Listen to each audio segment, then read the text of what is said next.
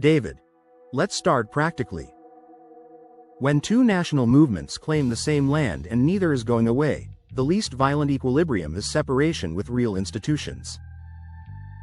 We've seen across ethnic conflicts that clearly defined borders and credible guarantees reduce the incentives to attack. The lesson is simple. Where communities are fully entangled, daily frictions become flashpoints. Where sovereignty, policing, and courts are disentangled, violence recedes. A two-state framework isn't romantic, it's risk management. Michael. Risk management that often fails in the real world. Partitions look tidy on a map and messy on the ground. Populations are interlaced, sacred space is shared, and economics are intertwined. Drawing a line can create new minorities and new grievances. And when spoilers know the peace depends on trust, a single bus bombing or rocket barrage can unravel months of progress. That's not a stable design, that's brittleness. David. Brittleness is a design flaw, not an inevitability. The evidence shows that when partitions truly separate hostile forces and are paired with strong institutions, minority protections, robust policing, and third-party monitoring, conflict recurrence drops. The status quo is a generator of recurring escalations. Two states with security cooperation, demilitarized zones where needed, and clear jurisdiction can replace improvised deterrence with structured predictability. Michael. You're reciting best-case conditions, strong institutions, clear jurisdiction, effective monitoring, but those are precisely what's contested. Who enforces the rules when the rules are the dispute? If outside guarantors step in, both sides accuse bias. If they step back, local hardliners test limits. Moreover, partitions often freeze injustice into borders. Families, water basins, trade corridors, none of these fissure neatly. You may reduce one kind of violence while raising daily frictions that corrode legitimacy. David. Then we engineer to those frictions. Shared infrastructure regimes already exist: electricity, water, telecom. Customs unions and special economic zones can mitigate shocks. A two-state settlement doesn't have to be an impermeable wall, it can be a political separation with managed interdependence. Think customs pre-clearance, joint patrols in defined areas, and mutual legal assistance. The key is accountability. If either state tolerates attacks, it risks sanctions that bite. Michael. Sanctions rarely bite the actors they need to. Spoilers don't run ministries, they thrive in the shadows. And once the map says, border, every cross-border grievance becomes an international incident. You also understate the symbolic problem. Some places can't be split without one side feeling existentially robbed. Sacred sites don't obey cartography.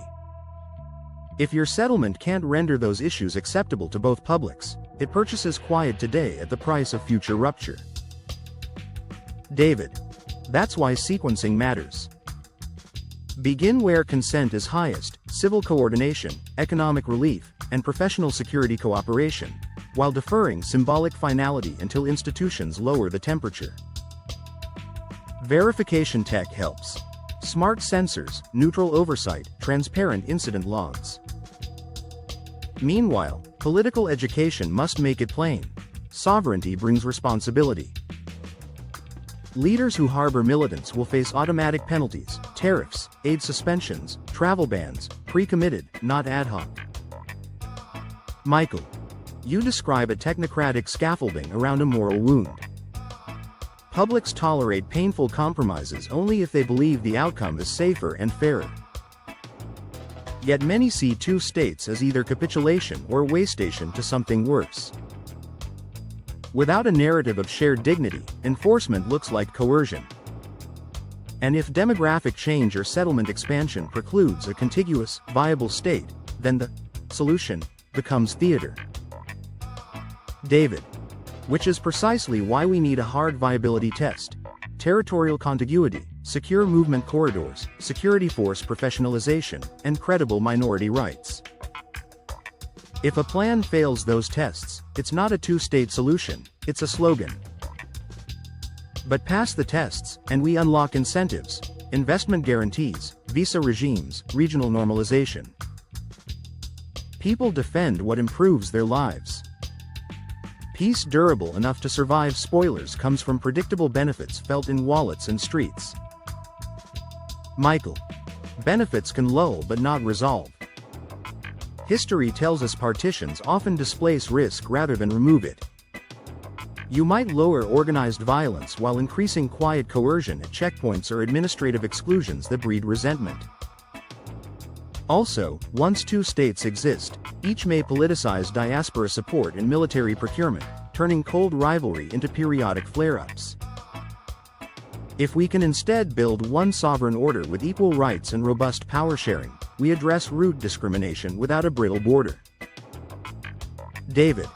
One order sounds elegant but demands more trust than currently exists.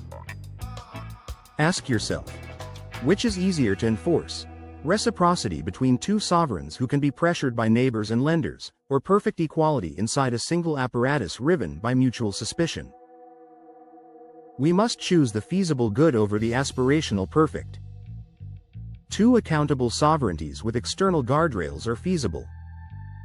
A single, impeccably fair state may be normatively compelling but institutionally out of reach right now. Michael. Feasibility is dynamic. Institutions shape preferences. If we invest in joint courts, mixed municipalities, and integrated security under strict rights protections, the out of reach becomes nearer over time. By contrast, a rushed partition converts today's fears into tomorrow's borders. And borders are hard to revise without war. We should invest in rights, policing reform, and constitutional guarantees first, then decide whether sovereignty must be split. David. We're closer than it sounds. Both paths require professional security, impartial courts, and credible monitoring. The divergence is sequencing. I argue that political separation reduces veto points and makes those institutions buildable. You argue integration builds trust that makes separation unnecessary. If the parties will accept a rigorous viability test, we can let reality arbitrate. If two states can meet the test, pursue it. If not, pivot to shared sovereignty under guaranteed equality. Michael. Then let's end here. Any path, two states or one, must be judged by three metrics. 1. Does it reliably protect life and liberty for both peoples? 2. Does it create accountable institutions that outlast leaders? 3. Does it distribute daily dignity, not just elite assurances? If a two-state design can honestly pass those tests, I would not oppose it. But if it can't, we should stop pretending that lines on maps will heal fractures that law and legitimacy must mend. David. Agreed on the metrics. Let policy follow evidence, and let design, not slogans, do the heavy lifting.